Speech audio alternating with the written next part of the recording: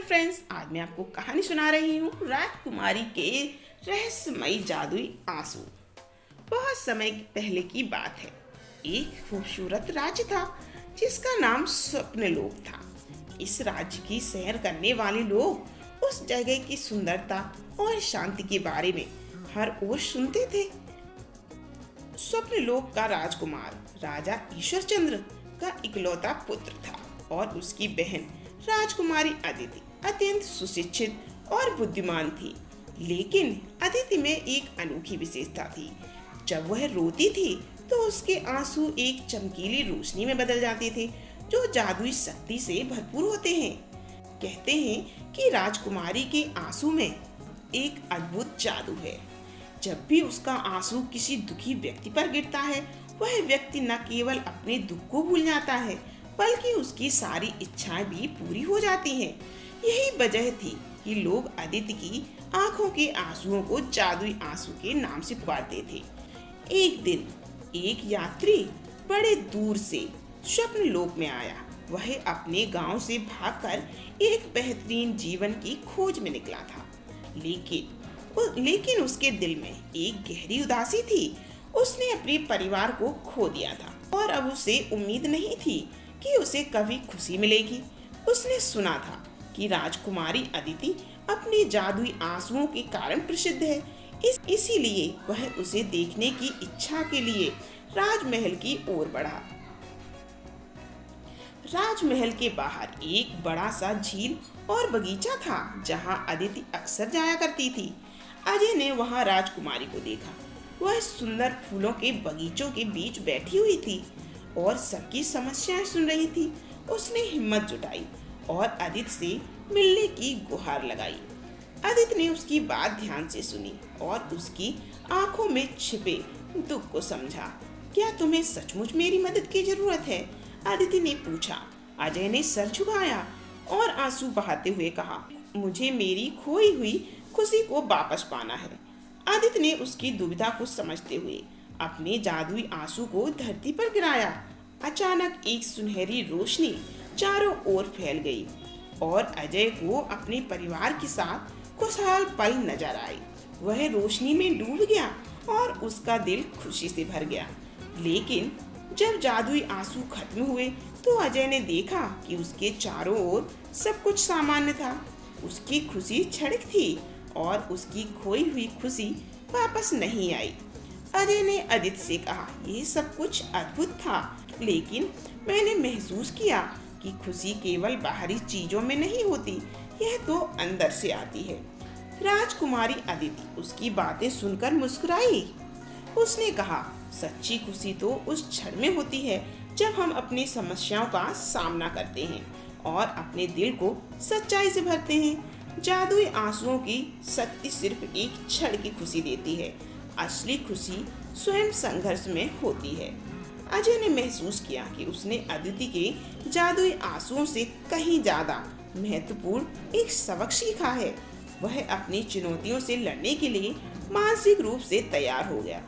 अपने दुख को स्वीकार कर उसने अपने भीतर की शक्ति को पहचान लिया और स्वप्नलोक से विदाई लेने का निश्चय किया। राजकुमारी अदिति ने उसे विदाई देते हुए कहा, अगर तुम्हें कभी और सहायता की आवश्यकता होती है तो मेरे जादुई आंसू हमेशा तुम्हारे साथ हैं। सिर्फ तुम्हें उन्हें पहचानने की आवश्यकता है।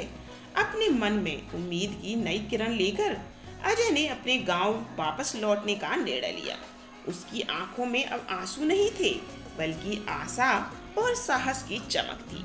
इसी बीच अदिति ने अपने जादुई आंसुओं को सकारात्मकता और साहस के प्रतीक के रूप में समझा और उसने अपनी शक्तियों का उपयोग समाज में और अधिक खुशियां फैलाने के लिए निश्चय किया। इस प्रकार राजकुमारी के रहस्यमयी आंसुओं ने केवल अजय की मदद नहीं की बल्कि उसे सिखाया कि सच्ची खुशी संघर्ष और आत्मा स्वीकृति में होती है। राजा और चतुर पंडित की कहानी को ध्यान से सुनिएगा क्योंकि कहानी सुनने का आनंद कुछ और ही होता है। तो जल्दी से वीडियो को लाइक कीजिए और कमेंट जरूर कीजिएगा। बहुत समय पहले की बात है। एक छोटे से राज्य में एक राजा रहता था। उसका नाम विक्रम था। राजा विक्रम बहुत ही मूर्ख और आलसी था। उसने कभी शिक्षा नहीं ली थी और न ही अपने राज्य के मामलों में कोई रुचि दिखाता था। अपने मंत्रियों की बातों पर उसे भरोसा था, लेकिन उनकी बातें भी अक्सर उसे भ्रमित कर देती थी। राज्य के लोग उसकी मूर्खताओं से परेशान थे। कोई भी उसके पास अपनी समस्या लेकर नहीं जा सकता था, क्योंकि वह हमेशा गलत निर्णय ही लेता था। उसके पास एक सलाहकार था जिसका नाम था पंडित श्यामलाल। पंडित बेहद चतुर और समझदार था। राज्य के लोग जानते थे कि पंडित श्यामलाल राजा की मूर्खताओं को संभालने में उनकी मदद करते हैं। एक दिन राजा विक्रम ने सोचा कि उसे अपने राज्य का कुछ भला करना चाहिए। उसने पंडित श्यामलाल को बुलाया और कहा, पंडित, मुझे राजवंश के कल्याण के लिए कुछ करना चाहिए। तुम मुझे कोई ऐसा उपाय बताओ जिससे सभी लोग खुश रहें। पंडित श्यामलाल ने सोचा और कहा, महाराज, आपके राज्य में एक बहुत बड़ी समस्या है। यहाँ के लोग बीमारी से पीड़ित हैं। अगर आप सबको एक अच्छा इलाज दिला दें तो लोग खुश रहेंगे। राजा विक्रम ने तुरंत इस पर सहमत जताई और पंडित से पूछा, तो मैं क्या करूं? पंडित ने कहा, महाराज, आपको एक बड़े वैद्य को राज्य में बुलाना होगा। वह सभी लोगों का इलाज करेगा। राजा ने कहा, यह बहुत अच्छा विचार है। मैं वैद्य को तुरंत बुलाऊंगा। राजा ने राज्य के चारों कोनों में संदेश भेजा कि सबसे प्रसिद्ध वैद्य को बुलाया जाए। कुछ ही दिनों में वैद्य राज्य में आ गया। उसका नाम था वैद्य नंद किशोर। वैद्य ने राजा से कहा, महाराज, मैं सभी बीमार लोगों का इलाज कर सकता हूँ, लेकिन इसके लिए मुझे अच्छी दवाइयाँ और हर्ब्स चाहिए। राजा विक्रम ने पूछा, पंडित, ये हर्ब्स किस जगह मिलेंगे?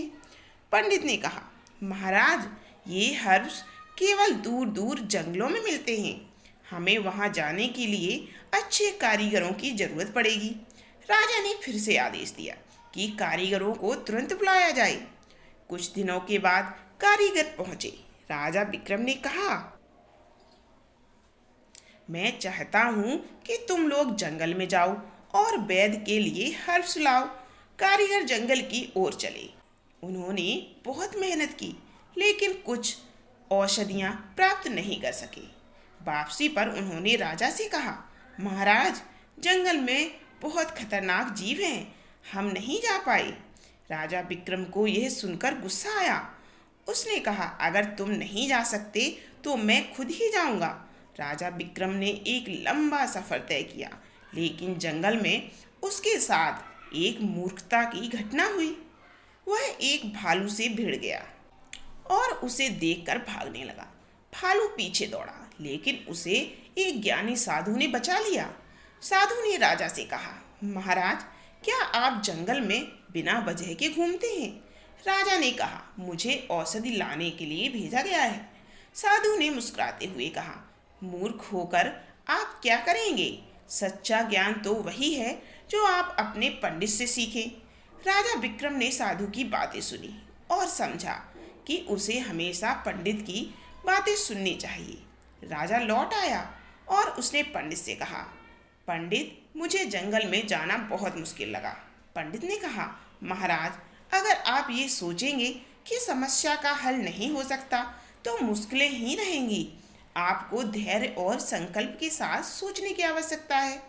राजा विक्रम ने अपने मूर्खतापूर्ण कार्यों से सीखा और पंडित की सलाह मानकर सही निर्णय लेने की कोशिश की। उसने वैद्य से कहा, आपको यहाँ सभी हर्ब्स लाने की आवश्यकता नहीं है। हम हर्ब्स के छोटे छोटे पौधे यहाँ उगाएंगे। वैद्य ने उसकी इस सोच की सराहना की और कहा, महाराज, यह एक उत्कृष्ट विचार है। राजा ने अपने आदेश दिए और वैद्य की सहायता से हर्ब्स पूरे राज्य में उगाए जाने लगे। थोड़े समय बाद लोगों की बीमारियों का उपचार होने लगा और राज्य में खुशहाली लौट आई। सभी लोग राजा विक्रम की प्रशंसा करने लगे और उन्होंने पंडित श्यामलाल को भी बहुत मान दिया। उसके बाद राजा विक्रम ने पंडित से कहा, मैंने सीखा कि बिना सोचे समझे किसी बात को करने से कोई लाभ नहीं होता। पंडित ने मुस्कुराते हुए कहा, बिल्कुल सही कहा महाराज। बुद्धिमानी से निर्णय लेने से ही हम जीवन में सफल हो पाते हैं। राजा विक्रम अब पहले से बहुत समझदार बन गया था। उसने अपने राज्य के लिए कई अच्छे काम किए और सभी का विश्वास जीता। उसने हमेशा पंडित श्यामलाल की सलाह पर ध्यान दिया और राज्य में शांति और समृद्धि लौट आई। तो कैसी लगी आपको ये कहानी? कमेंट कीजिए जल्दी और फिर वीडियो को लाइक जरूर कीजिएगा।